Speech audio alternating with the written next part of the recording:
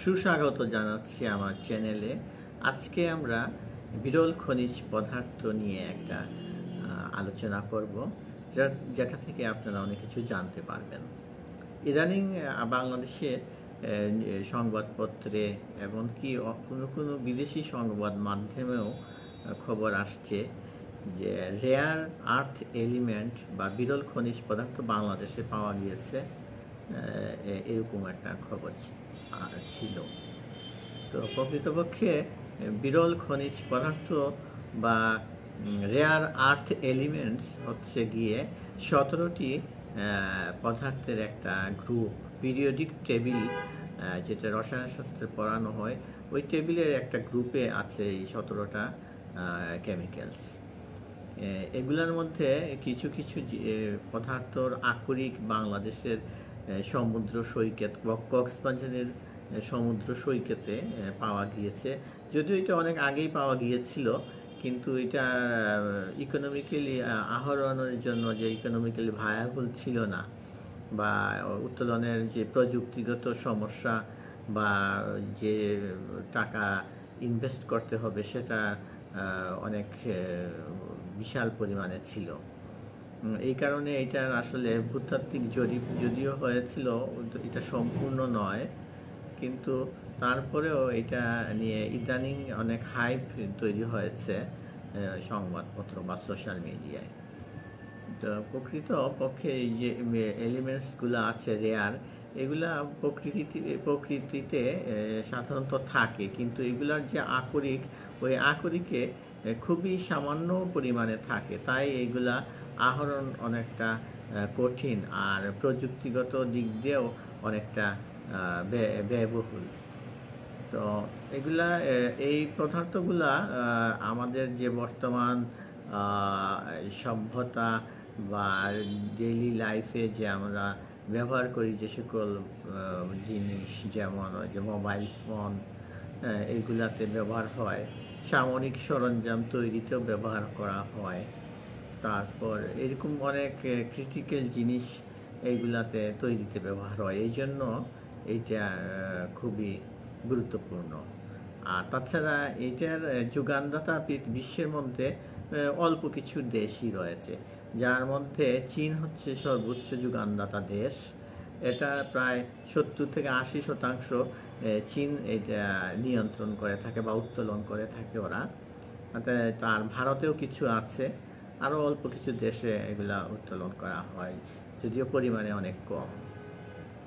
তো ইদানিং বাংলাদেশে এটা নিয়ে অনেক আলোচনা হচ্ছে। তো এটা আসলে যে আরও কিছু ব্যবহার আছে এই পদার্থগুলোর।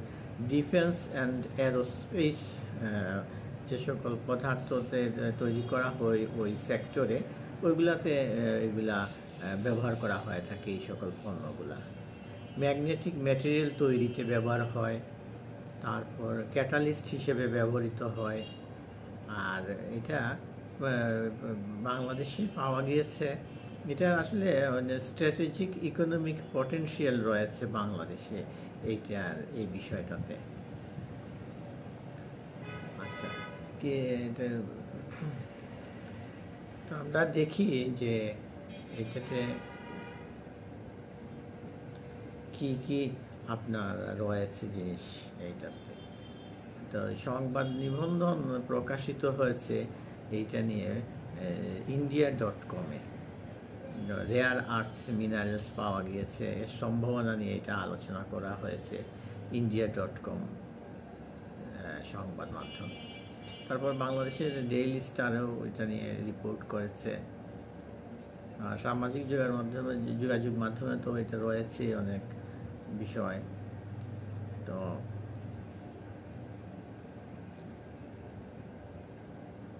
এটা স্মার্টফোন, কম্পিউটারের চিপ, তারপরে বৈদ্যুতিক যান, যে ইলেকট্রিক্যাল ভেহিকেল, যেটা ইদানিং এটা অনেক তৈরি হচ্ছে, এইগুলাতে এই পদার্থগুলা ব্যবহার করা হয়। সৌর প্যানেল, উইন্ড টারবাইন, সামরিক সরঞ্জাম, এগুলাতে তৈরি করা হয়।